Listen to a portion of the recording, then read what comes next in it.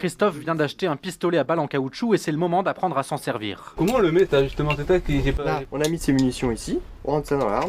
Bénévole dans une église de la ville, Christophe, comme les membres de sa communauté, se sent en grande insécurité. Alors on a peur d'une attaque surprise, quoi, comme il y a eu à Notre-Dame, quoi. On a pris la décision de se protéger avec du matériel non létal. Un sentiment qui gagne de plus en plus de femmes et de commerçants niçois, selon le gérant de cette armurerie, dont les ventes ont été multipliées par 4 depuis l'attentat.